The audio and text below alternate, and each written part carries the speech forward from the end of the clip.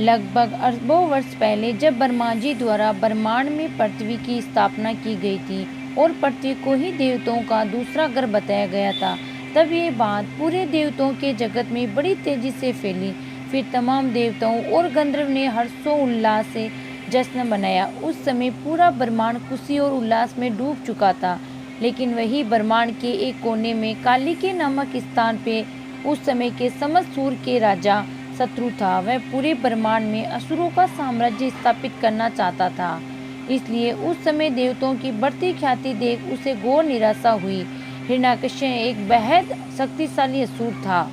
उसे ब्रह्मा जी द्वारा तमाम सिद्धियां और वरदान प्राप्त थे और उसी का फायदा उठाकर सही समय देखकर हिरण्यकश्यप ने स्वर्गलोक पर अचानक से अपनी पूरी सेना के साथ हमला बोल दिया, जहां असुरों और देवताओं के बीच भीषण युद्ध हुआ और अंत में हिरण्यकश्यप ने देवताओं को शिकस्त देकर स्वर्गलोक पर अपना कब्जा जमा लिया।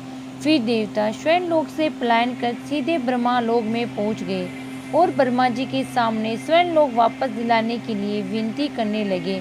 फिर ब्रह्मा जी ने देवताओं को पृथ्वी जाने को कहा और पृथ्वी में ही रहकर नए जीवन उत्पन्न करने की आज्ञा दी। इसके बाद सभी देवता पृथ्वी चले आए और सभी ने अपना अपना कार्य शुरू कर दिया।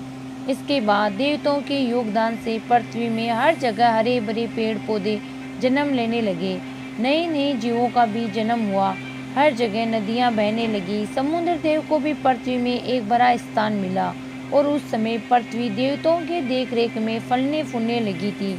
यहाँ तक कि पृथ्वी स्वर्ण से भी सुंदर बन चुकी थी और पृथ्वी सचमुच देवताओं का दूसरा घर बन चुका था। फिर कुछ वर्षों बाद ये बात हिरण्याक्ष को पता चली, जिसके बाद वह काफी क्रोधित हो उठा। फिर उसने ठान लिया कि वह इस बार देवताओं को खत्म करके ही मानेगा। इसके बाद वह पृथ्वी की ओर निकल पड़ा। पृथ्वी के समीप जाकर जब उसने पृथ्वी की सुंदरता देखी, तब उसकी आंखें वहीं फटी की फटी रह गई। फिर वह गुस्से से लाल हो उठा और उसने देवताओं को खत्म करने की योजना बनाई।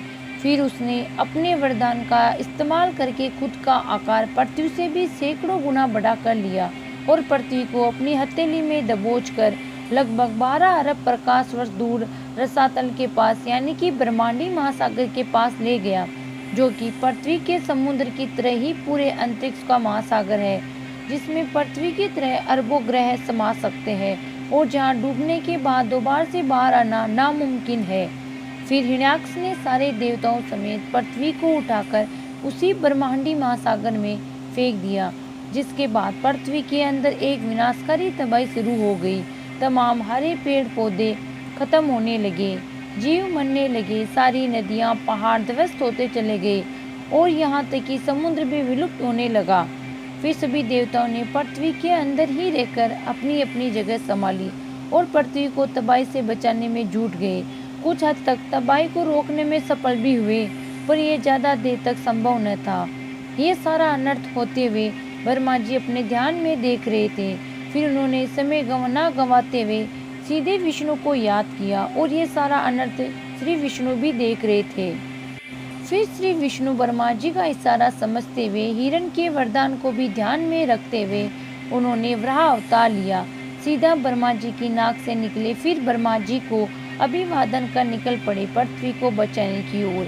फिर वे वराह से ब्रह्मांडी महासागर के समीप पहुंचे तो उन्होंने अपना आकार महाविशालकाय बना लिया और पृथ्वी को बचाने के लिए सीधा ब्रह्मांडी महासागर में कूद पड़े।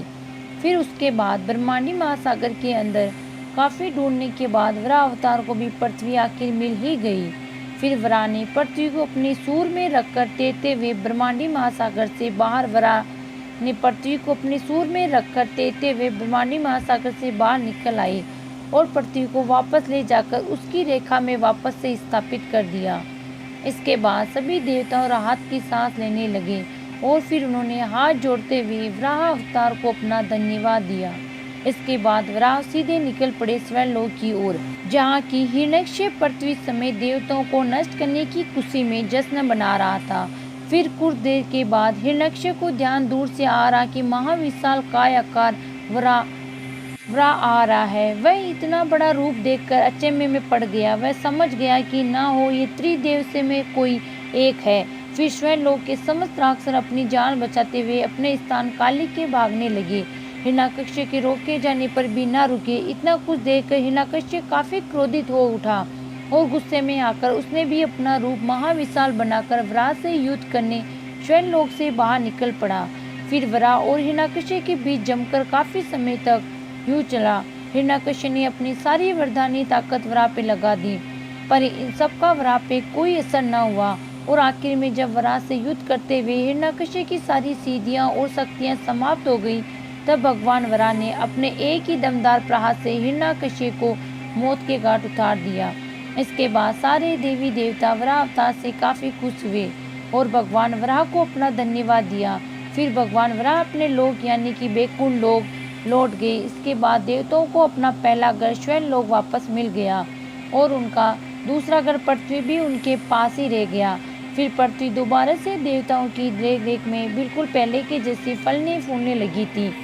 ये तो भगवान विष्णु के तीसरे अवतार भगवान वराह का संपूर्ण इतिहास। यदि आपको हमारा वीडियो पसंद आया हो तो चैनल को लाइक एंड सब्सक्राइब अवश्य करें।